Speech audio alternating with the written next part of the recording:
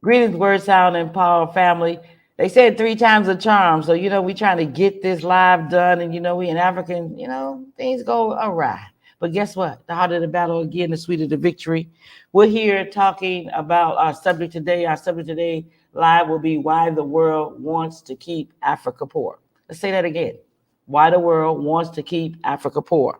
So we're here today, and we're happy to introduce one of my brethren, Sekou Tafari. And we're going to just tell you a little bit about him. He owns Frontline Bookstores out of Chicago. Frontline Bookstore is one of the only two premier Black bookstores in Chicago, and it's owned by the brother. This particular location in Hyde Park has been owned by African Americans for the last 28 years. So it's a flagship location. In this Frontline Books, he sells different books. Books dealing with metaphysics, Pan-Africanism, of course, self-help, health, African American history, as well as Rastafarian literature. So let's meet my brethren today, family. I want y'all to get a big round of applause for a brethren who's been doing this thing way longer than I've been doing it, who is my mentor, my baba, my friend, my everything. It's my brethren, who keeping it real 100 today for the Word, Sound, and Power family. Everybody give a big round of applause. Yes. So we're here, Word, Sound, and Power family. Again, I introduce you, my brethren Ras Sekou Tafari, who is the owner of Frontline Bookstores. Everybody who don't know about him should know about him. He is the publisher of some of the main books that I've read in my lifetime and that I still hold dear to my heart. One of those books is, of course, The Philosophies and Opinions of Marcus Mosiah Garvey. So if you read this book, give thanks to the brethren who we're speaking with, because he's instrumental in making sure that these books can get in thousands and tens of thousands and hundreds of thousands of brothers and sisters' hands right around the world. That's one of his works. They say, let your work shine, and they'll talk for you. He's a man of not many words, but we're going to try to pull out as much as we can today. Okay? This is another one of his books, The Feather and the Gas. And also, where's that Kepper and the Gas? He's also the publisher of one of my favorites, The Kepper and the Gas. And I mean, we could go on and on, family, but I'll just show you a few. Of course, Marcus Mosiah Garvey. Yeah. Imperial Majesty, of course. Wise Mind. Originally done in Jamaica as a newspaper, and they've turned it into a book. So we can go on and on with his credits. But again, we just want to give thanks and praise to the brethren for gracing us with his presence, because I know he's a very busy brethren. And we give thanks and praise here in Ghana for him taking time out of his busy schedule to come and speak to us and to teach us, educate us, and to shine light on matters that need to be addressed in our community worldwide. One love, my brother. Say hi to the people, please. Greetings to all African people. We love you wherever you are.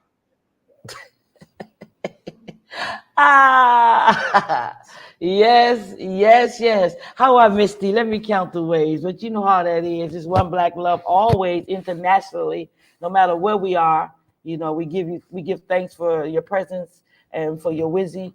And we ask the ancestors to shine light upon you and to bring you prosperity and all the good things, as they say in Ghana, Ashe. You're not going to support Ashe. So our topic today, Baba, is why the world wants to keep Africa poor. I think it's very poignant right now where we stand in this dispensation. I know that a lot of people don't want us to talk about certain topics. They feel that they're not topics we should discuss. We should talk about the birds and the bees and the flowers and the trees, and keep these kind of conversations away from the dinner table. But again, you know me, I like to break the mold. So here I am. That's my subject matter. And I just want you to take time with us. And I want to ask you, my first question is, would you think it fair to say that Sub-Saharan Africa, without Sub-Saharan Africa, that the industrialized countries of the world would not have been able to build their nations or their coffers? Well, I would say that without Africa, not just even Sub-Saharan Africa, but without Africa overall, we wouldn't, the West would not be industrialized, because most of the minerals and came from Africa, you know, and they're still sucking the blood of Africa. Without Africa, Europe would be nothing. America would be nothing.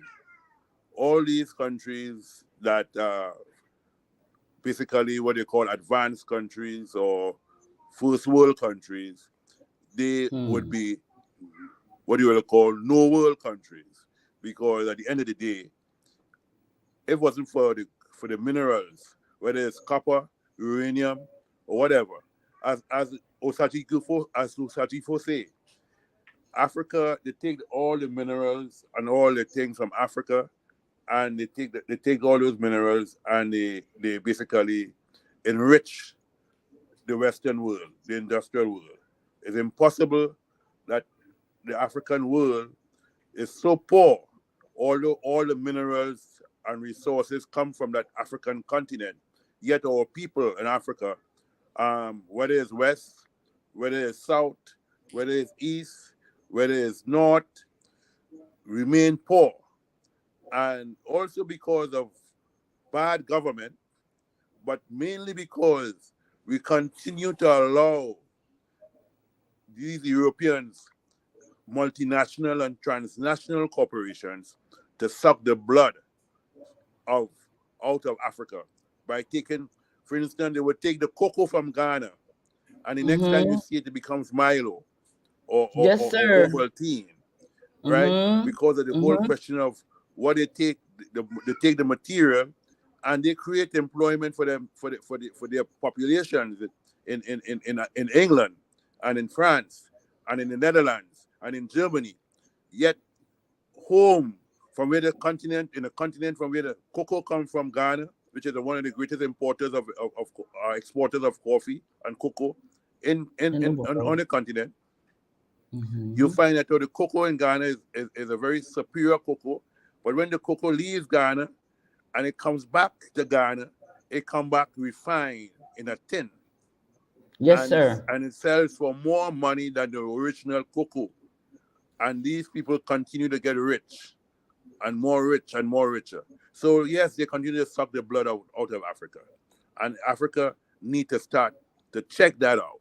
Need to check it out. The new generation of Africans need to put that to an end, because Africa should be one of the most richest countries on the planet, because all the resources are still there, right? Yes. We have diamonds, we have copper, we have gold, we have silver, we have uranium, we have oil, we have all the different resources. Without Africa, there could be no cell phone continuing manufacturing of telephones. So Africa is one of the richest continents on the planet, and is one of the largest continents on the planet, right? America could probably fit into Africa about 5 times. China could probably fit into Africa about twice. It also has the largest population of people, at least 1.2 or 1.3 billion people, and it has a great young population. So Africa should be on the rise now, and Africa is where we all should head, and we need to maintain Africa and make it into what it's supposed to be, the most industrial continent that we have, right? So this is not just what they call it, the dark continent, but the dark continent is one of the richest continents on the planet.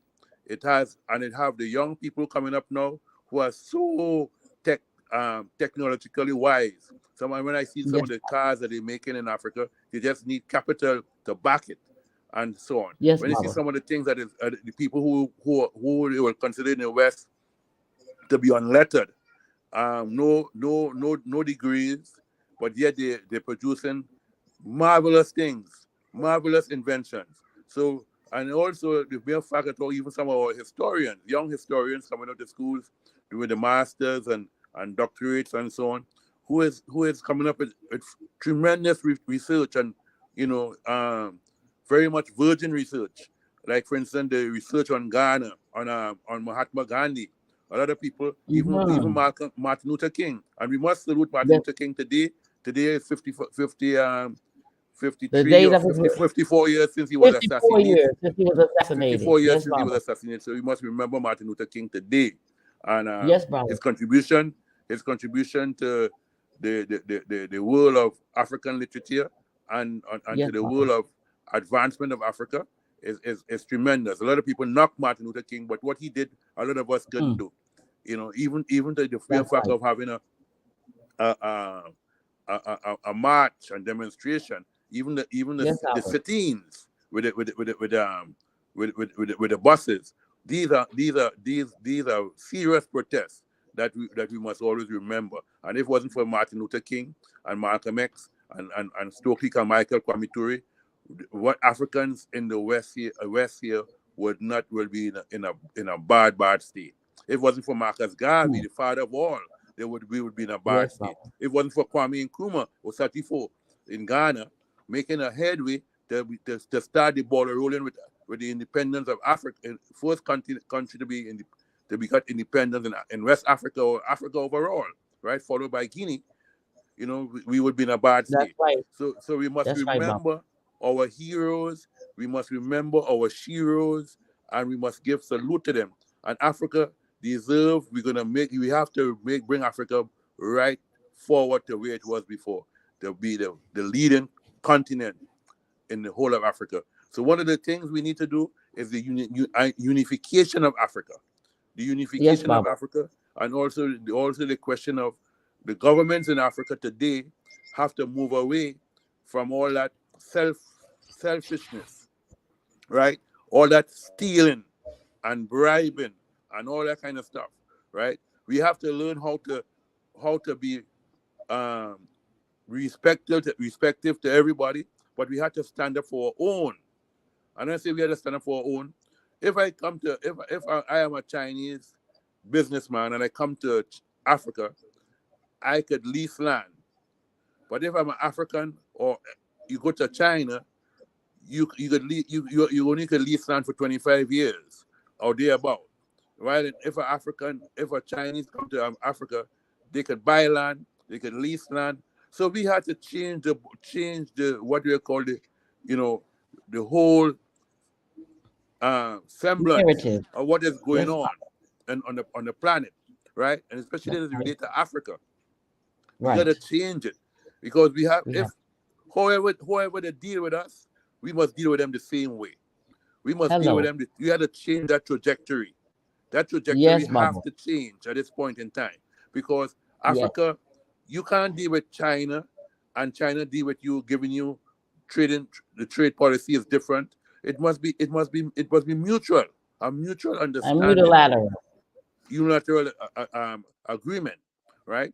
So, and that's what must go across the continent to say, listen, if you want to buy our goods, this is how we're gonna sell our goods.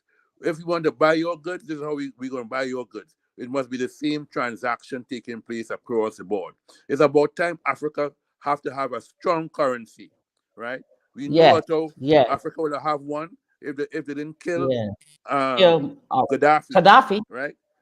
Africa was heading towards trading with gold and so on. Right. So it's about time Africa gets its own currency. So these are all the ways in terms of how Africa could rise again. Because Africa has to rise again. It's on the rise. But we have to weed out all the bad seeds, right? And the young people have to be given the chance to rule and take power. Yes, I just want to say hi to the blind guy, his wife, and their life. Yeah, there's so much natural intellect in African countries from the young who are tech savvy. Ethiopia. Yes. Go ahead, Baba. Sometimes I have to just read out what some of the people are streaming. So I just want to just say we definitely love you for being here. And we want to say that as far as we see it, that the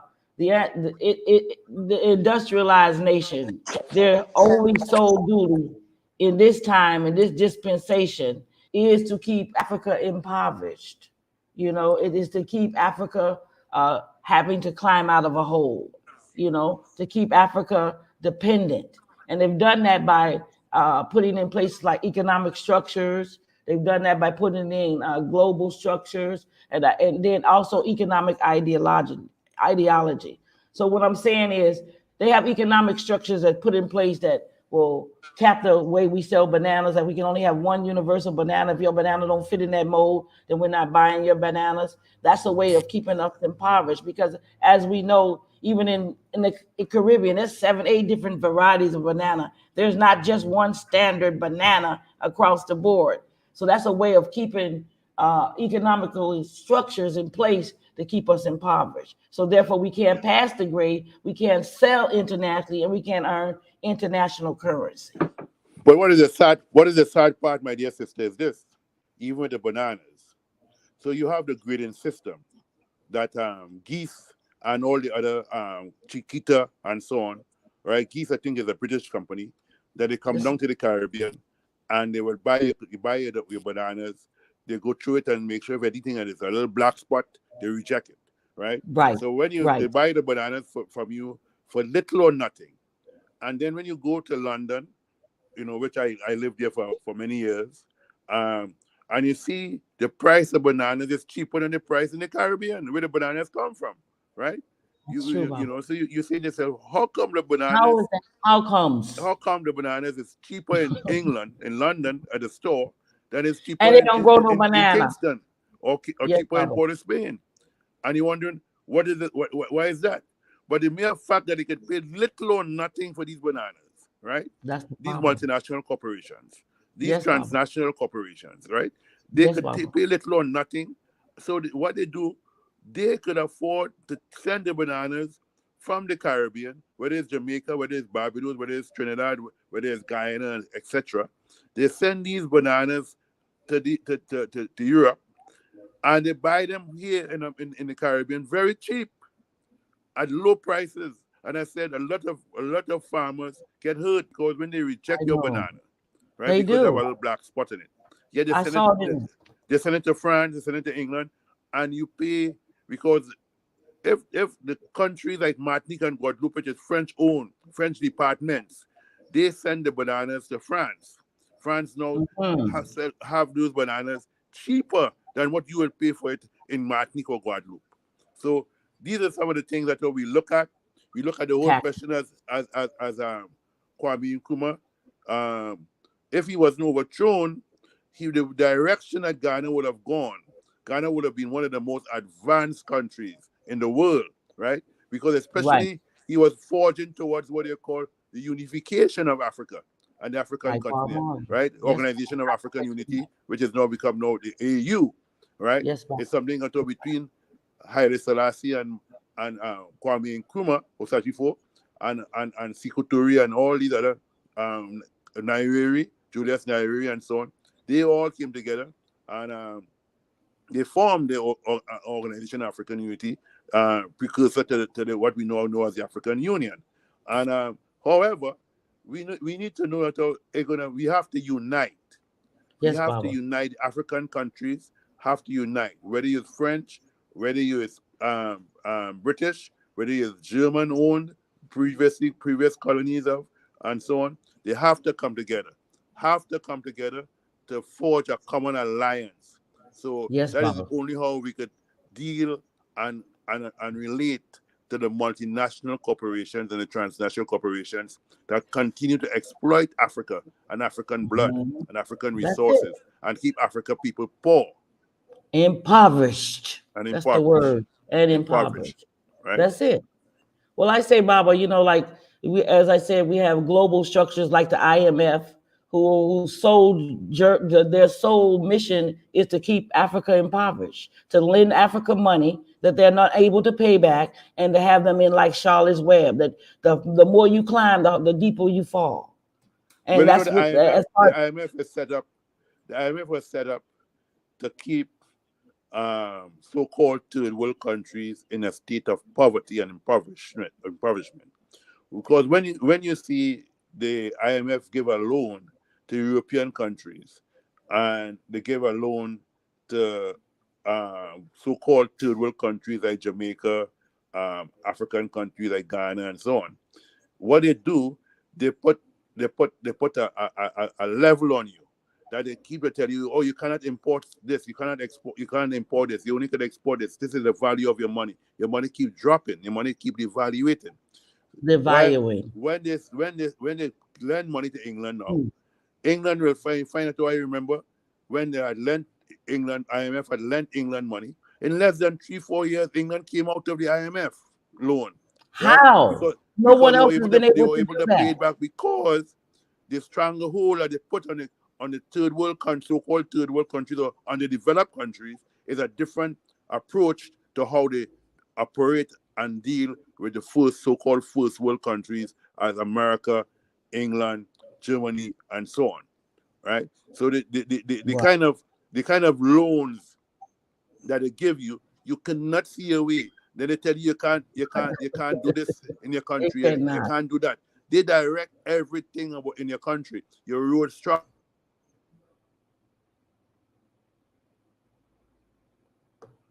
I lost him for a minute. Hopefully he'll come back in, family, because you know my brother's on fire. Yeah, word sounding power. Of course, we're just talking about why the world wants to keep Africa poor. Tell Baba we can't hear him. Marcus Garvey. Yeah, so we can't hear you, Baba. Just hold on a minute. Marcus! Yeah, so we're just here and we're talking about why the world wants to keep Africa poor. And the fact of the matter is, of course, they are doing it by economic structures, global structures, and economic ideology taught in high schools of higher learning. At the end of the day, most of these organizations' duty is to keep Africa impoverished. Yes. Give us a minute. Let me see if I can get Brother Sekou on the line and see why he's muted. 1 second, family. Ah.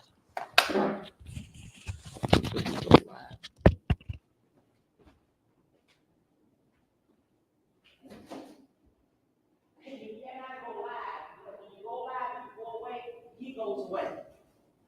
But Sammy, can you do this? Don't check that before you go live start. No, he's not. I can't hear.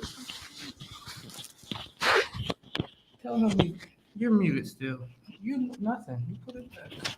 I can't hear him though. That's not with you. Okay, let's see. There's so much natural. Their mic isn't connected. That's what I said. Send him a message. Say his mic isn't connected, so he'll know. So let's keep talking for right Yeah. now.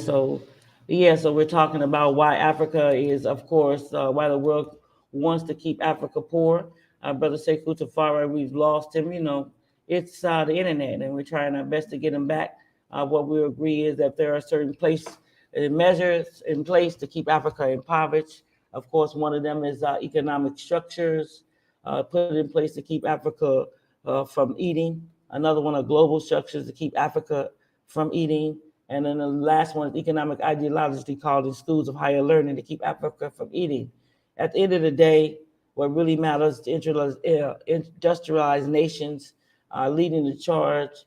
The plan is unilaterally the same, no matter who is at the helm, keep Africa impoverished. And what we're here is to change that narrative. Africa can no longer be impoverished. Africa has definitely have to be returned to her former glory. And then her raw minerals, her raw materials, and all the things that she produces, she has to be able to take control of. And this is the problem with the West. The West is determined that Africa shall never be unimpoverished. They shall never find their way out of debt. They should never be in control of their raw materials, and they should absolutely never be able to become manufacturers. Because if they are, then what place are we left in the world? Because we don't have oil, we don't have gold, we don't have bauxite, we don't have cocoa, we don't have bananas, and you can go on and on and on. Without Africa, so many things are definitely not going to happen. So, Brother Sekou, we're still trying to get you in, and his mic to be unmute. So we'll go on. Of course, various economic structures always been put in place from the beginning of time to keep Africa impoverished. Some of those economic strongholds are done through aid. Aid is running into Africa has been one of the main problems of why Africa stays impoverished. These aids just come in the form of money. It can come in the form of gums. It can come in the form of food.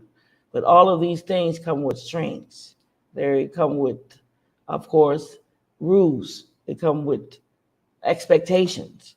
They come with things that will definitely destroy the economy of a nation if they're not careful. So we want to actually see if we can get Brother Sekou back in.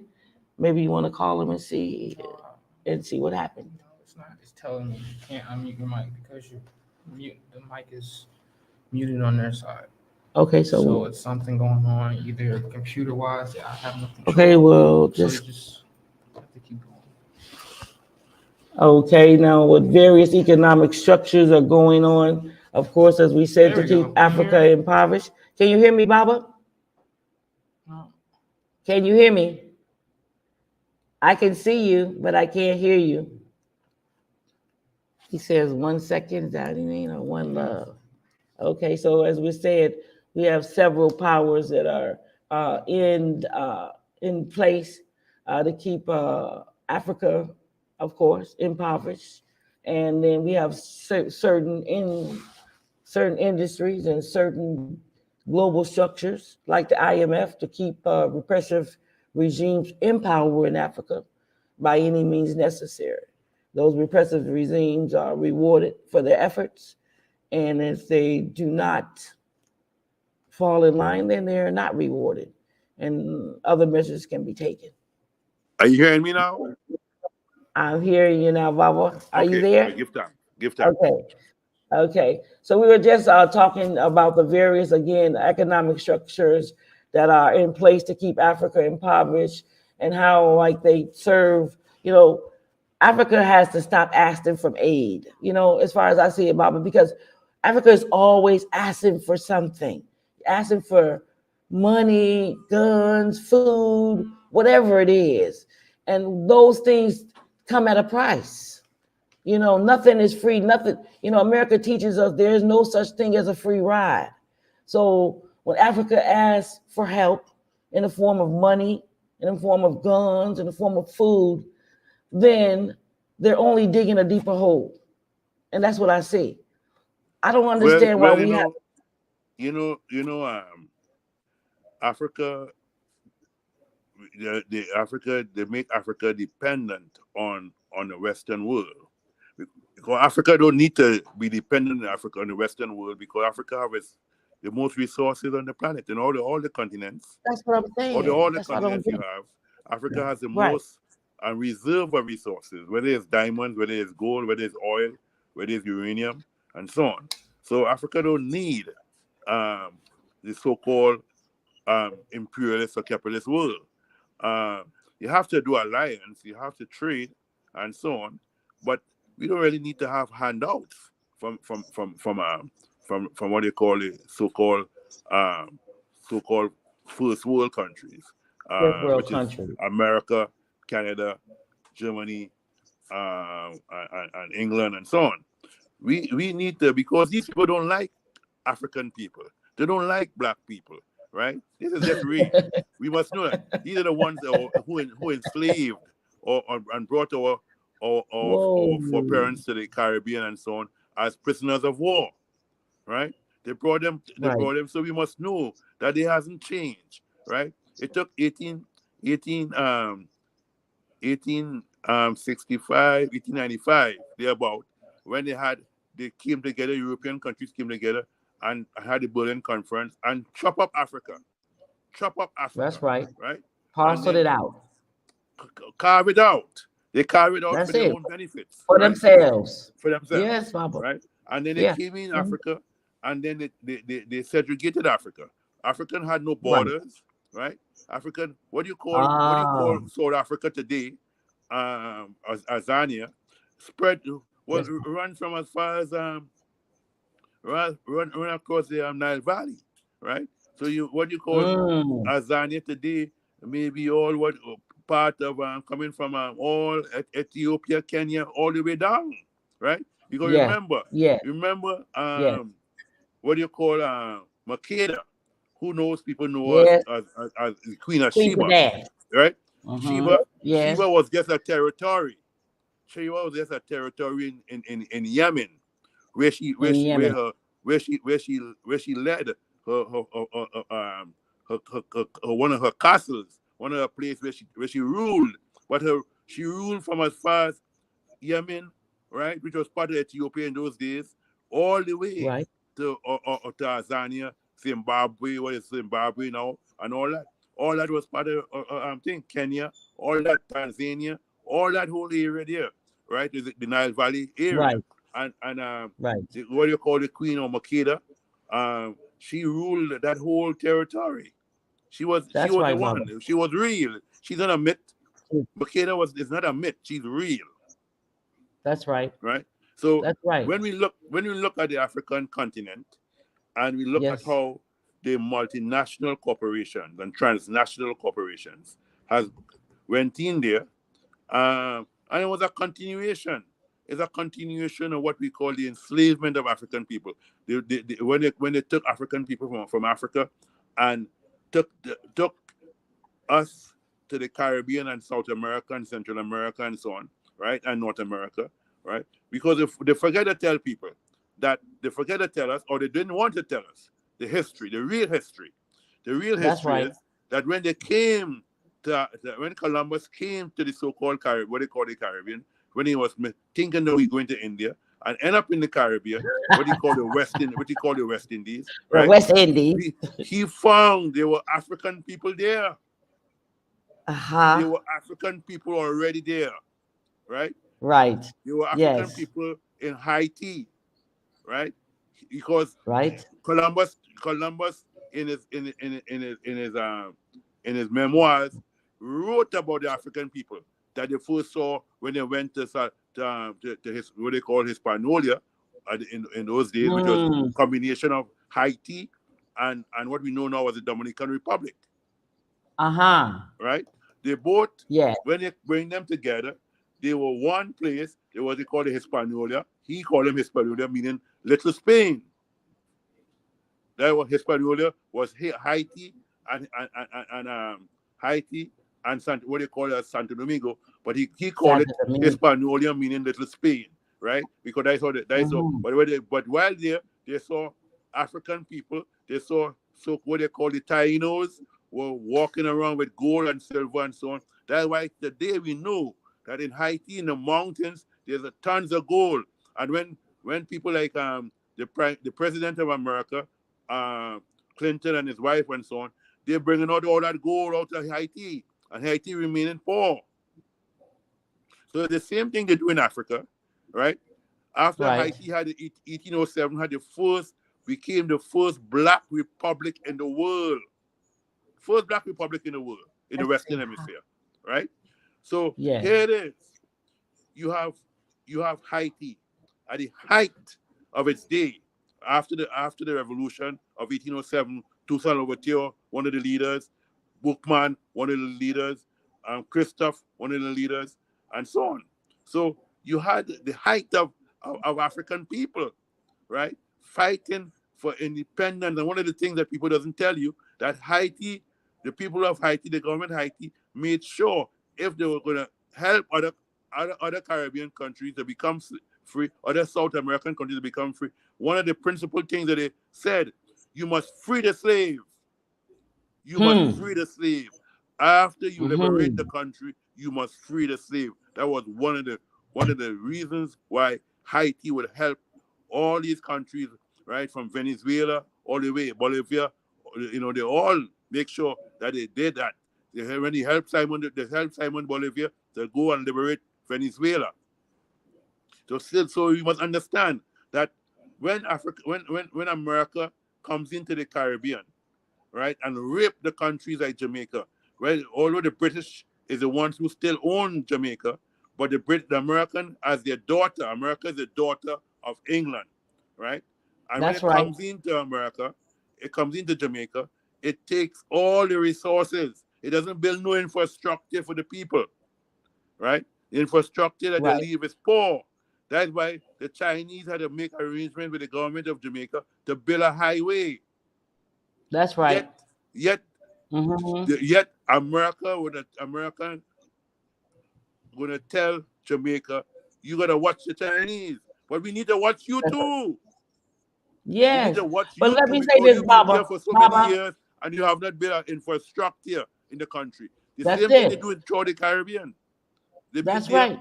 the same way they do in Africa. All the years. They know infrastructure. Now that the Well, Chinese listen, Baba. has put Baba. infrastructure in the Chinese has put infrastructure in Africa where you can leave now Ethiopia on a train and reach just Azania, South Africa. I saw that. I saw that.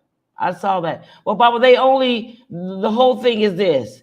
They will only help your country with an infrastructure as far as it is to get the goods that they want to the port and out of your country. That's about it. Other than that, if you see, like even here, they're fixing the road to the port. They're fixing the road to the port, but not to the school, not to the bank, not to the hospital. So these countries are building the roads, but only in the areas, like even in Jamaica, Alcan built the road to take the bauxite out. But they didn't build the road anywhere else. They built the road. The road is real the people nice. must decide that now. The people must demand that now. The governments of these countries now must make alliances with people who would build proper highways for the people. They must make alliances with governments, and it must be mutual agreements, not one-sided agreements.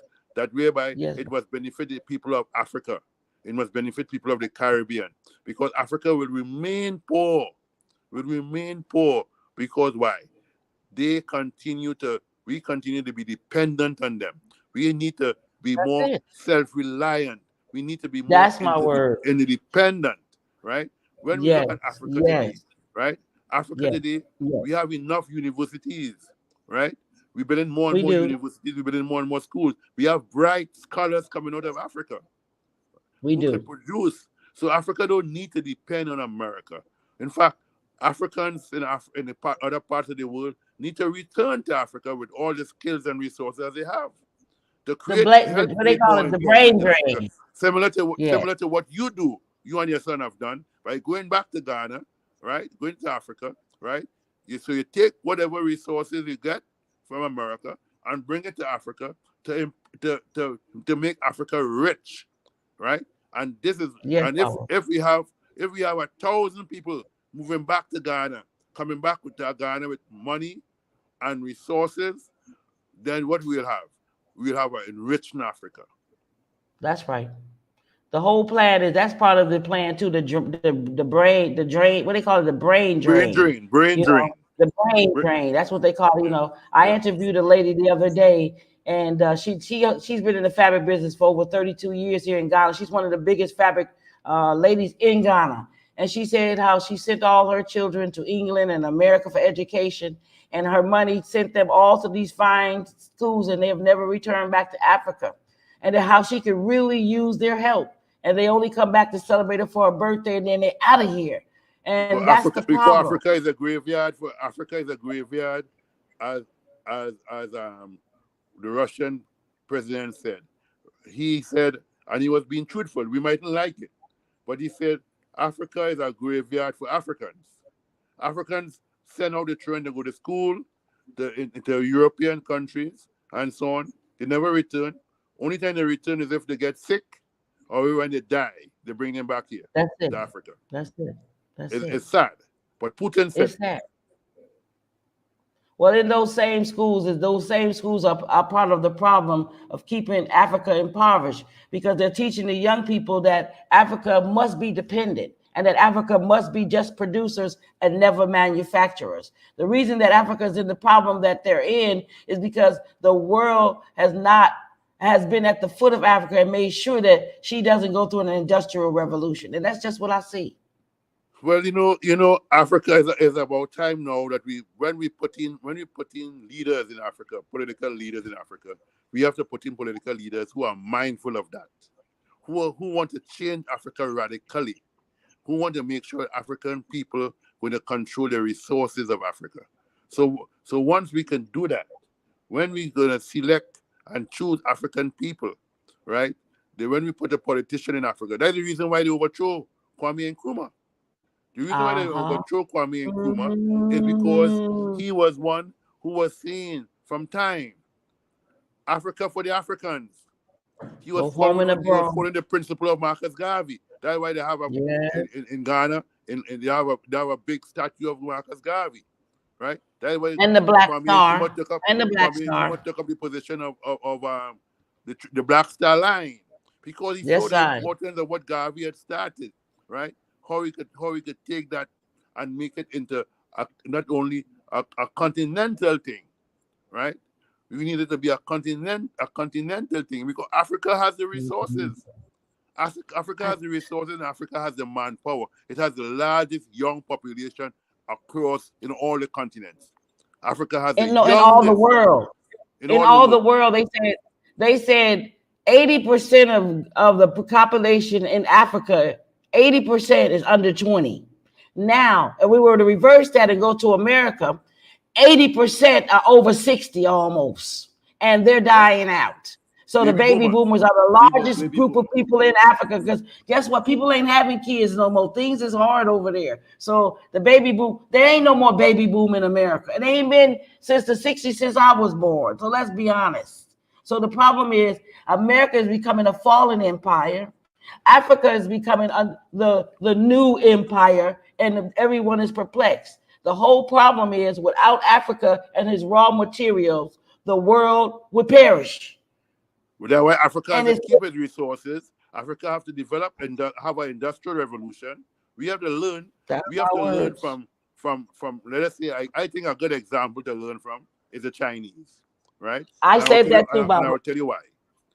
Yes. The Chinese Revolution under Mao Zedong, 1949. Yes, Papa. Right? Mao Zedong declared China to be a People's Democratic Republic.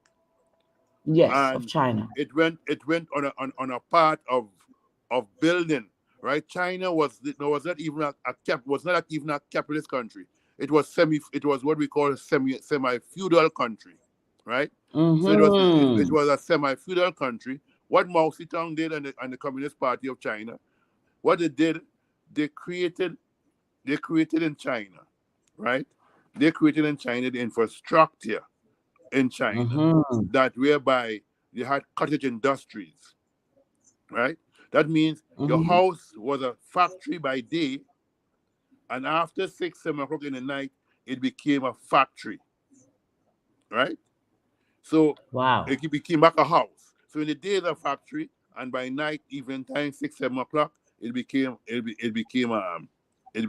house, right? Right? So people, I remember transistor radios, all these different things was being made by Chinese. When you look at the, when you look in the 70s after Kissinger and Nixon took off the blockade off of China, and then Chinese goods started coming to North America, you saw all the things that the transistor radios, everything that they were creating. Right. Everything was made in China. Africa today has to take a similar pattern. I'm not saying that we should take everything that China did, because it's a whole different geographical space, right? It's a whole different, but we could take the lessons from China, right? And the lessons will give us a strong China block. Make sure that it took what do you call self-strengthening. We had what China had, what they call self-strengthening, right?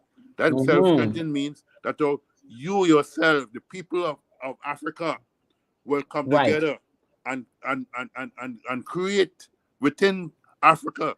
That means we'll say we don't need anything from outside. We have enough countries in Africa, over 54 countries in Africa, that we could trade among. So if you are strong in one thing, right? We call it you are strong in one thing. So what about Africa? Let us say South Africa has gold. South Africa has diamond, right? So you could utilize that resources where they have strong in farming, right? Where they're strong in other resources, right? Uranium and so on. So we don't need, and it takes some time, some years, and you keep that and you build that. When you finish build that now, then you could open up your country to That's other right. people, That's right. right? So Well, Baba, we have to self-strengthen ourselves. Well, I like to say that I do agree with you, you know, like, because I remember even growing up as a child, how they ridiculed and scorned China. You know, Yeah. people used to laugh and talk They about just say, China. They used to talk about them you like don't have a Chinaman chance. that's what I'm saying. It was like, you know, they even had songs about them. And then all of a sudden, they became countries like Japan, Korea, Taiwan, and China. They all became superpowers after they had a huge growth rate because of the raw materials that they exported from Africa. Let's be honest. Exactly. So nobody's laughing at them now, but they built that on our backs. Yeah. Out of our raw materials. Yeah. And the whole game of this all is, for me, is the West seems to think, I mean, this is what's perplexing to my spirit, just to say the least, that the West wants to get all the raw materials at bargain basement prices. You know, materials that they don't produce. Mm-hmm. Well, that's why we have to change the trajectory. We have to change the trajectory. If we have the resources, you want to buy our resources, the industry thing, you have to pay our prices. That's what I'm saying. And we want our prices not in US dollars. We want it in our own currency. You see, even with the war that is taking place now, the Russian ruble is still strong, because what the Russian is telling you, NATO and the NATO countries, if you want my gas, you're gonna pay it in rupees. He said, I wrote it down because you know I keep content on all of this. What he said exactly is if you want to buy my crude oil, you will have to open up a bank account in Russia and pay for it in Russian rubles. That's what he said. Exactly. So when Africans had to take that same position. So we need to have progressive leadership in Africa who are going to take these positions, young men and young women who are going to come up, who love Africa and put Africa first, right? Not putting yourself first, or putting your family first. We don't want people who are going to come now who are going to continue taking money under the table, right? So they make a deal for something, and then some of the money goes under the table for that, so they could take care of their family and so on. Those people, we have to send them to jail. That's when we start jailing those people in Africa, I bet you corruption will stop.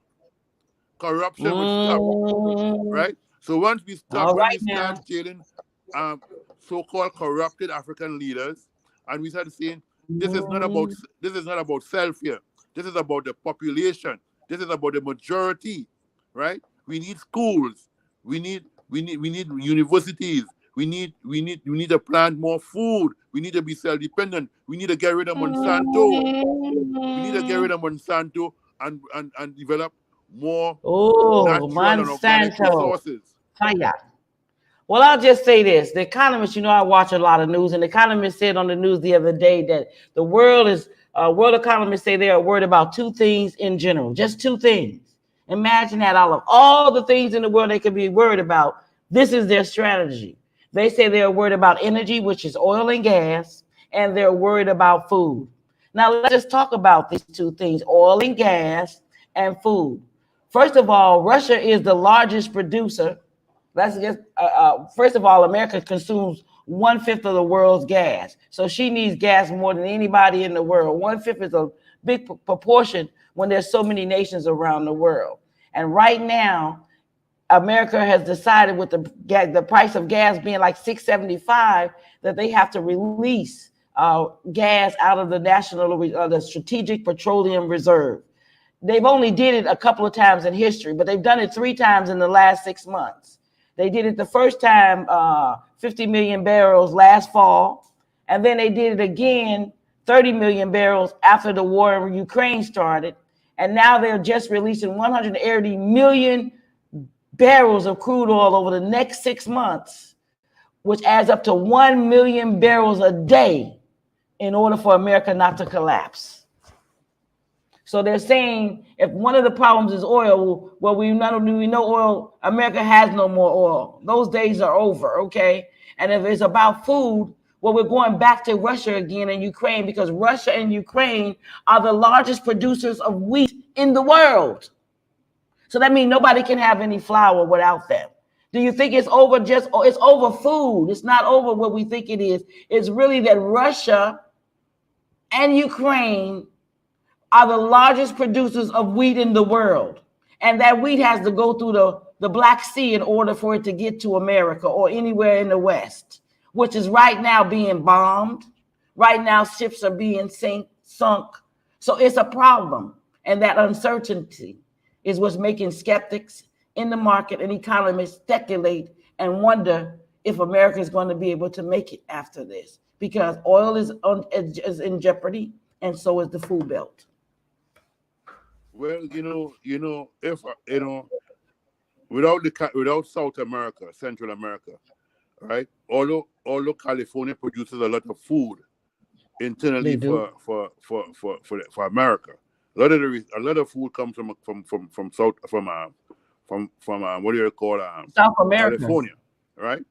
However, if California was to secede from America, America would cry, because California had belonged to the Mexican Mexico at one time.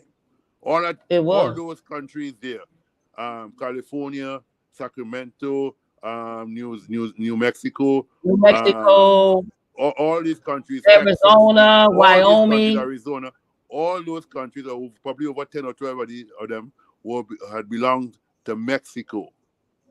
That's right, Baba. Real talk. True talk, real talk, and true talk. Well, right? Let me just say this, Baba. California just showed on TV yesterday that they're having the worst drought in about 60 years, that the water has dried up. So let's keep in mind, I lived in California for about 8 years. I've never seen so much food grown in all my life. They grow everything. But with the water problem in California being what it is, and the drought, that's going to be soon a desert.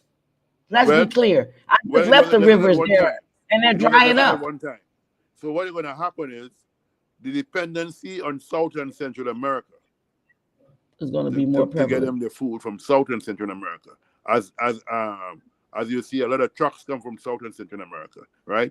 And the people of South and Central America is also getting wary, right, of some of the rules, because the first thing America does, right, example with Venezuela, is seize your money.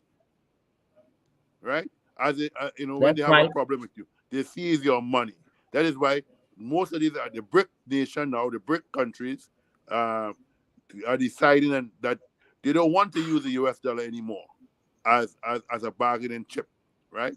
Because the US dollar only became powerful and the number one currency after World War II, right? Because before World War II, it was the British pound, right? That ruled. Okay. That was a currency that people traded. So now people are saying now that we want to not use the US dollar anymore. We want to use, it's going to be not just one currency they're going to use. They might be using India currency. They might be using Chinese currency. They might be using what they call Russian currency, and so on. So it's not, but the US dollar, people are tired of the US dollar because the US is owing billions of dollars to China, billions of dollars to Russia, right? And what is happening when America is vexed with you, like for instance, like the embargo, they seize your money that you have in America. They did that to Russia. They took all their money. Like locked it down. They did it to all these countries. They did it to Iraq. That's what they do. They did it to Iran. Yeah. Right? That's what they do. Yes. Right? They seize your money. Right? So like a big bully. So who is the terrorist now? Right? Who is terrorizing you? Because you're gonna take a country money, seize their money. That's right. Britain does the same thing. Right. Britain seize all Venezuela money, right? So these are bullies. Yes, bullies, those are tactics. Right? I call it economic warfare. I don't know the way to put it other than economic warfare. But it's economic bullying. Yeah, it is a bully. It is a bully. It's a bully. It's a, right? I mean, Because you there's put no other way to put it. a country like Venezuela, who have the largest reserve of oil, right, in the world, right? In the world. In the world, right? They were putting pressure because they wanted to change the Venezuelan government because of it, because of how it was aligned with Cuba and so on, and also, right? So now they expect that that the Venezuelan government would, after they do all they send in troops in there, right, mercenaries under the Bay of Piglets, right? That was it. That was the Bay of Piglets. The Bay of Piglets under Trump, right? And they arrested and killed a few of them, and they arrested the mercenaries. They just released 3 of them just recently. Yeah. Right? Right. So what we understanding is this, that they seize Venezuela money. That is bullying. Economic bullying. That's money. They seize Iraq money. That is bullying. They seize bullying. Iran money. That is bullying. Right? That's bullying. They seize Gaddafi money.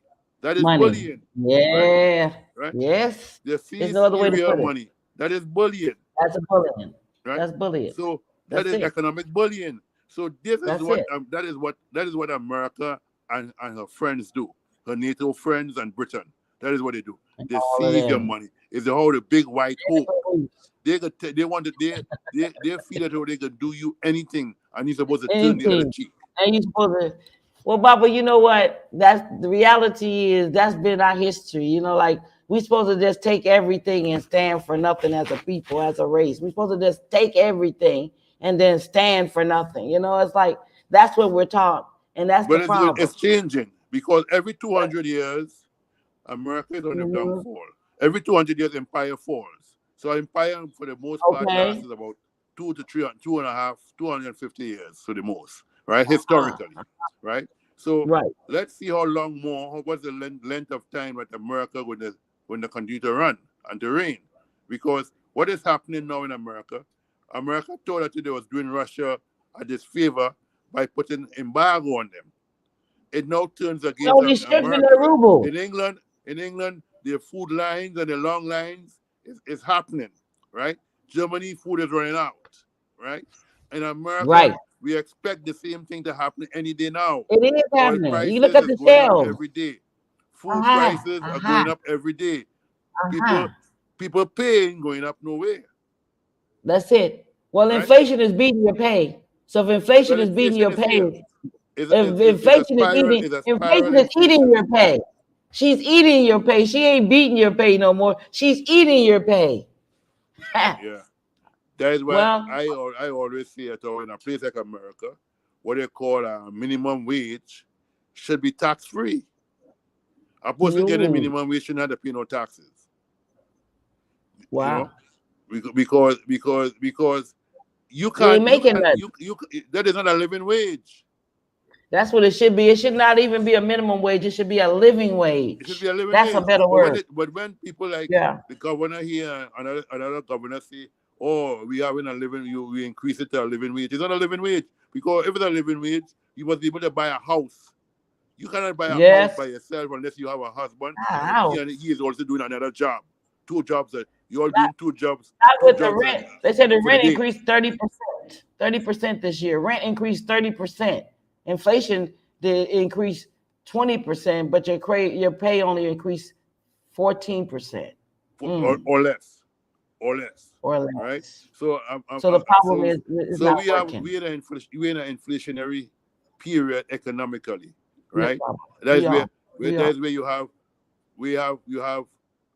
few goods, right? Little and little goods running behind the money, right? In a simple way. So that is what is happening. That is what is happening now, and it's mushrooming into bigger proportions globally, right? It hasn't hit America in a real sense yet, but it's coming. You could feel it. It's a boomerang. It's a boomerang. Right? Because it's already in Germany, it's already in France, it's already in England. So it's coming to America, right? Coming to a movie theater near you. It's That's coming what to they a were movie saying. theater right here, near me. Near So you. it's here, Yeah, so like, and yeah. inflation is here, and we have to take time to know that this is what is going on, right? And Right. we had to buckle up our belts, That's it. and know, we have to be creative, and that's why Africa now has to hold on to its resources and develop what we call an industrial Africa. If And see, that's what I all the was, Papa, 54 that's what, countries, excuse me. I was going to ask you that question. What do you think Africa could do to stop this downward spiral of dependency on the West? that's what I'm telling you. The first thing Africa has to do is to build up resources. You have to make alliances. So we can make alliances with probably Russia and China and India, places like that, right? To get the technology, we could improvise on their technology. We don't have to take the technology to be dependent on them over the next how many years. We take the technology and improvise. The same way you see the Chinese took the Russian AK-47 and make it into a Chinese K, which way you could have taken that AK-47 that the Chinese made and they could have gone underwater with it, right? They couldn't do the same with the Russian AK-47. So what do you call it? So we have to take all those and improvise on it and build on it, because we have bright Africans. We have bright Africans in Africa, very bright, right? We do. So yes. So we take Africans, young Africans, and we turn them into what they call technocrats. Train them, send them out to schools, right? As you know, ANC had a lot of people went to Russia to go to school. A lot of the Namibia people from Mozambique, a lot of them. They had people going to Cuba and so on. So you take some of these people and have them to train other people, right, across the continent. One of the second thing we do is we have to lock out other people. That means you're going to have a blockade. Or you're going to trade, Africa going to trade with Africa for the next, let us say for the next 5 years, right? Or the next X amount of years. You're going to, if you want to import things from Africa, we're going to put a high percentage of what they call a tariff, a tax, import tax, right? So what we're going to do is Africans going to build among themselves, because Africa really don't need nobody outside of Africa. So build among the African people themselves first. African countries trade with other African countries. So if you're strong with, if you produces this, you trade with somebody else who don't produce something else like you, and therefore we all across Africa will become strong, right? But we need progressive African leaders, young progressive African leaders now. Need to stand up, need to take the stand, right? And move away. Yes, move away some of these old timers. All they want to do is enriching the pockets. All they want to do is enriching the family pockets. I was in school in England, a London school, and I could tell you, some of these Africans, they had heliports and they had all these different things. The resources of Africa belongs to African people. Africans, they never own land. Land belongs to the people. The what you call the chiefs and so on. The chiefs who are only in charge of the property, the land, on behalf of the collective community. Of the people. That's right. So what we have to do is to trade among ourselves, right? Trade among ourselves. We don't need to sell no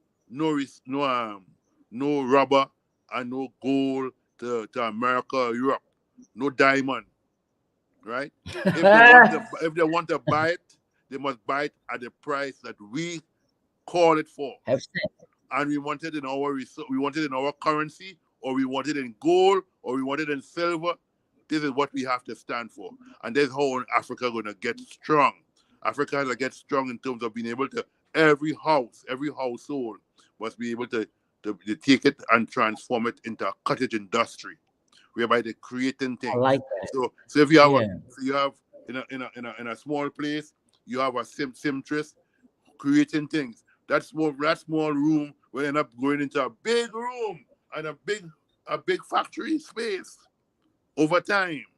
So this is what Africa has to do.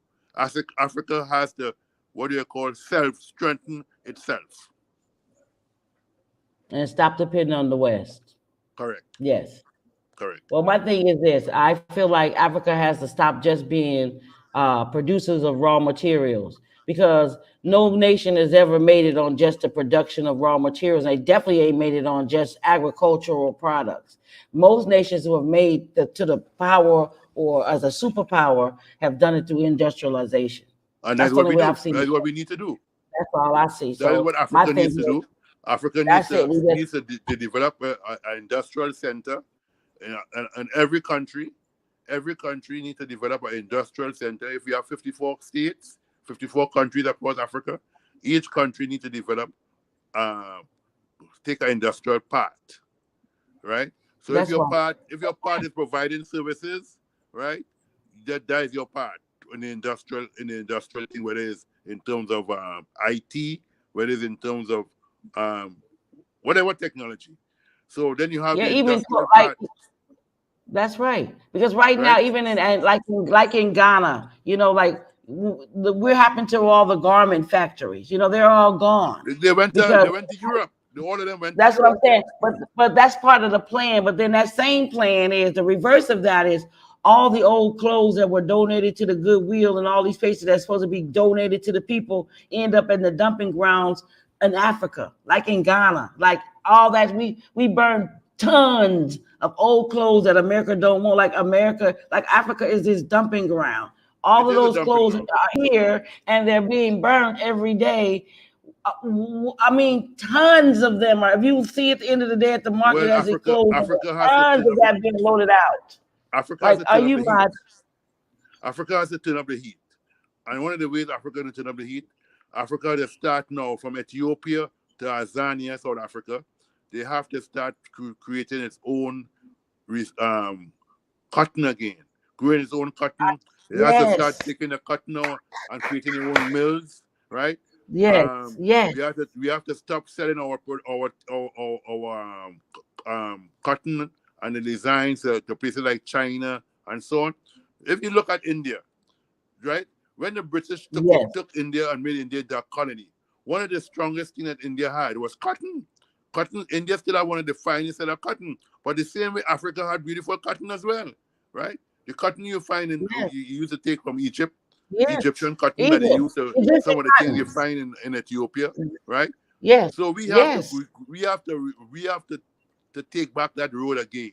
We have to take that that's road right. again. We have to be able to create cotton garment industries in the respective areas, because each country has their own garment Their own industries fabric, their and their own own fabric fabric, too. right? Each country has their own fabric. Like we have kente, but you can go in Exactly. other places and they will have other material. So my thing is, we I mean, let's just be honest. We have everything we need. It's all right Africa has here. everything it needs. Africa has everything it Everything needs, from right? A to Z That is why or A to Z. we have to It lock doesn't out matter. the European countries. That is the first thing. When you lock out the European country by saying, listen, we don't need to trade with you. If we only going to sell a certain percentage of our stuff to you, we could intertrade among the African continent. If we intertrade among the African continent, we could just build ourselves to be a strong African nation. Then after a few years, then we could sell to America, then we could sell to England. They will be at their knees and they'll be becoming poorer and poorer, because remember, it is our resources, right? We could take the same cocoa and create Gano, the Ghana brand. We can create our own Right, Ghana brand, right? We right, could do the same right. thing in Why do Nigeria. we need Hershey's in Africa? Why do we need Milo and Hershey in Africa? It's the same thing in Jamaica, the big old Hershey factory. I'm like, why are you in Jamaica? You don't grow no cocoa. Colonialism. And Colonialism has then created that. again, Neo-colonialism has created that factor, and that's where we had to cut, right? And that's why they overthrew Musa Jifo, because he was saying that Africa must unite, Africa must take its resources and be on top of its own resources, and that's what we had to do. Africa I agree. resources leaves Africa and comes back It does not enrich the African continent. It enriches at all. people who does not look like us.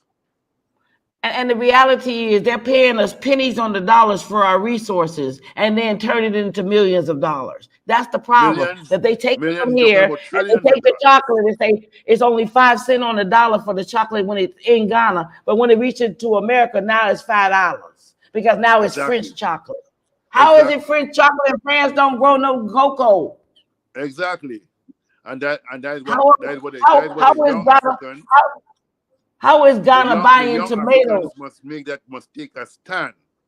The young Africans across Africa, right, must take a stand to change the trajectory of what is taking place within the motherland, within the continent of Africa. That is only how. I love that. That is only how we're gonna end up being back on a strong road. Some of the old heads the young people have to move them out of the way. Move them out of the way. Y'all. Right? Move, y'all. Africa is a young nation, and you don't need no old people to run Africa. You need young people. They can be guided by older people or elders, but Africa needs to utilize the young people in Africa to run Africa.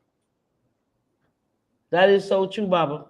Africa definitely we're waiting on the young people to actually take root and to take charge. A lot of people don't want to hear them. A lot of people don't want to see them. But I'm just going to read something that Kwame Nkrumah wrote that I think is very poignant. He said, Kwame Nkrumah said, in choosing leaders for Africa, Africa needs a new type of citizen. He said they need a dedicated, a modest, honest, and informed man, a man who submerges himself in service to the nation as well as mankind, a man who abhors greed and detests vanity, a new type of man whose humility is his strength and whose integrity is his greatness. My brothers and sisters, it's time we become the change that we want to see. Up, ye mighty race, accomplish what you may. Dang. So that's what we need. We need leaders who are modest, dedicated, honest, and informed. Yep. Who submerge themselves in service, not in greed, not in lacing their pockets, not in defiling the nation, not in greed and exploitation, but a man who submerges himself in the service of the nation, a man who is dedicated to the nation and mankind, who hates greed, who abhors being vain. A new type of man. We must include women too, because we don't want to forget our sisters who are very bright and are right there ready to make the contribution as well. Up ye Santawa, that's what they calling me down here. Mama Santawa, up Sister Queen Makita, up Queen Cadans, up all Sister Hazaput. Rise up, you sisters. You know we need you right now in this time. Yesterday was Empress Minnie's birthday, so we know it's in the air, and that the women are. It's time that we speak. We've earned the right. Yes. So, Baba, I just want to say thank you. We've been on here about an hour and 13 minutes, and I just want to say thank you for gracing us with your presence. Tell the people about where your shop is in America and how they can find some of your books that we show, like The Kepper and the Gas that you're the actual producer of, like the Philosophy and Opinions of Marcus Garvey, which also you're the producer of. And then just tell the people where you're located and how they can find you online. Will you please? Well, we at 5206 South Harper Avenue, Chicago. We're in Hyde Park, the Hyde Park area. And if you want to find us online, you can find us online, www.frontlinebooks.com. We will be, sooner or later, we definitely want to have a base in the African continent, because we think that Africa, we need to return to Africa. We need to have our base. Our base must not be in a white man country. Our base must be in an African country. So sooner or later, we want to have a base in Africa. We want to work with some of our sisters and brothers who are already there, so we could set up in the various states in Africa, north, west, well, not north, but west, south, and east. We want to be able to have a strong basis. You know, we ain't messing with the Arabs and them too much. You know? My brother. Okay, now we don't want to, whoa, You this know, is Africa. It's going down over here, yeah. So and we people want get to so make sure that so you can get any of our books through the internet. We want to start a program where we're going to have a translation of some of the books into Swahili and so on, and some into French and so on. But we know Swahili is a language in Africa that brings a lot of people together. Yeah. So some things like the Wise Mind and some of these other books we hope to translate into Swahili at some point in time. Jambo. But Jambo. We want to see that, and we want to see that. We definitely looking forward to the day when Frontline will have a base in Africa, because we surely go along with the teachings of Malcolm X that say you must have if you're black, you must have a base and where people look like you, which is in Africa. Because right now, as you know, in America, and this is going to be the last thing I have to say here, America is the land of what we call United States of Apartheid. That's the United Snakes, or the divided snakes of America. Yeah. Yes. Yeah. Well, brother, we love you, and we send you love and light from the motherland. And we always say to you, as they always say to me, Kuji, well, let me just say this. Alua continua, the struggle continues. Luta continue. Yes. So when you get a chance, send me a copy, and send me something with that quote from Kwame Nkrumah, so I note it. Okay. Yes. Love, Marcus. Love. Struggle continues. Yes, the struggle continues. Sis, Word Sound and Power family, I want to say give thanks to all of my family who's actually tuned in. Blind Mike, Blind Guy, and his wife. We love you. You're always present. You always give us strength. I like to also big up Corey B and say blessings to you and your family, and always to Blind Guy, his wife, and their life. We thank you, because you're on the ride with us. You're on this trajectory with us, and we all know that we're one big family. It's going to be a family reunion.